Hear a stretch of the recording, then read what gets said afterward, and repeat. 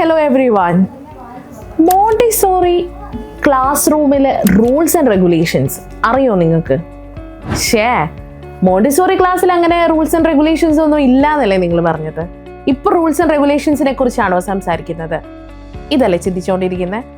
എന്നാലേ Montessori class റൂമിൽ നമ്മുടെ കുട്ടികൾക്കായിട്ട് ചില റൂൾസ് ആൻഡ് റെഗുലേഷൻസ് ഉണ്ട്. അപ്പോൾ ആ റൂൾസ് ഏതാണ് എന്ന് നിങ്ങൾ ചിന്തിക്കുന്നുണ്ടാവും. ഞാൻ പറയാം. ആദ്യത്തെ റൂള് നോട്ട് ചെയ്തോളണേ, give freedom to our children. ഇതാണ് നമ്മുടെ ഫസ്റ്റ് റൂൾ. യെസ്, നമ്മുടെ കുട്ടികൾക്ക് അവർക്ക് ആവശ്യമായിട്ടുള്ള സ്വാതന്ത്ര്യം കൊടുക്കുക. അത് കൊള്ളാം, നല്ല റൂളാണ് അല്ലേ? എന്നാൽ വാട്ട് അബൌട്ട് സെക്കൻഡ് റൂൾ? നമ്മൾ എന്തെങ്കിലും ഒരു മെറ്റീരിയൽ, അതായത് നമ്മുടെ കുട്ടികൾ എന്തെങ്കിലും ഒരു മെറ്റീരിയൽ ഒക്കെ എടുത്തു കൊണ്ടുപോയാൽ അത് അവർ തന്നെ അവിടെ കൊണ്ടുവച്ചോളും. നമ്മൾ പിന്നാലെ പോയി നടന്നിട്ട് അവരുടെ അടുത്ത് അത് പ്ലേസ് ചെയ്യൂ, അത് എക്സാക്ട് സ്ഥലത്ത് കൊണ്ടുവയ്ക്കൂ എന്ന് പറയേണ്ട ഒരു ആവശ്യവുമില്ല. അതായത് ആവശ്യം കഴിഞ്ഞാൽ അവരത് എവിടെ നിന്നാണോ എടുത്തത് അവിടെ തന്നെ കൊണ്ടുവെക്കും. So the second rule is, അവർ ഭയങ്കരമായിട്ട് എന്താവാൻ തുടങ്ങും? ലിബറൽ ആവാൻ തുടങ്ങും. അതായത് ഇൻഡിപെൻഡൻ്റ് ആവാൻ തുടങ്ങും. അവർക്കൊരാളുടെ ആശ്രയത്തിൻ്റെ ആവശ്യം അവിടെ വരുന്നില്ല. അവരവരുടെ കാര്യങ്ങൾ സ്വയം മനസ്സിലാക്കി അവർ ബാക്കിയുള്ള കാര്യങ്ങളൊക്കെ ഫോളോ ചെയ്ത് പോയിക്കോളും. Number 3, third rule, and this is very important. എന്താണെന്നല്ലേ? Calm, quiet and peaceful. അവരവരുടെ ക്ലാസ്സിൽ ചെയ്യുന്ന ഓരോ കാര്യങ്ങൾക്കും അവർ കൊടുക്കുന്ന കോൺസെൻട്രേഷൻ എന്ന് പറയുന്നത് 100% ആണ്. കാരണം നമ്മൾ അവിടെ ഒരുക്കി കൊടുക്കുന്നത് നമ്മുടെ കുട്ടികൾക്ക് ആവശ്യമായിട്ടുള്ള ഒരു സാഹചര്യം.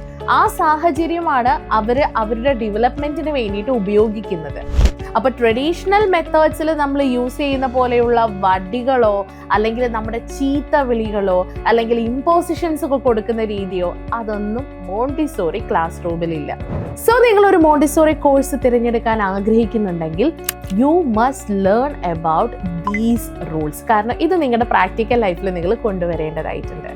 അപ്പോൾ ഇത്തരം കാരണങ്ങൾ കൊണ്ടാണ് കുട്ടികളെ നമ്മൾ മോണ്ടിസോറി കോഴ്സ് ചെയ്യണം അല്ലെങ്കിൽ കുട്ടികൾക്ക് മോണ്ടിസോറി മെത്തേഡാണ് നല്ലത് എന്ന് പറയാനുള്ള കാരണം. റൂൾസ് ആരും മറക്കണ്ട. റൂൾസ് മനസ്സിലാക്കുകയാണെങ്കിലേ നമ്മുടെ കുട്ടികളെ വളരെ ഇൻഡിപെൻഡൻ്റ് ആയിട്ട് വളരെ ലിബറലായിട്ട് വളർത്തിക്കൊണ്ടുവരാൻ വേണ്ടി നമുക്ക് പറ്റും. അപ്പോൾ അവരെ റൂൾസ് പഠിപ്പിക്കുന്നതിന് മുമ്പ് നമ്മൾ എന്ത് ചെയ്യണം? ആദ്യം റൂൾസ് പഠിക്കണം. സോ മോണ്ടിസോറി കോഴ്സ് ചെയ്യുക അത്ര ഇമ്പോർട്ടൻ്റ് ആയിട്ടുള്ള ഒരു കാര്യമാണ് എന്ന് മനസ്സിലായല്ലോ.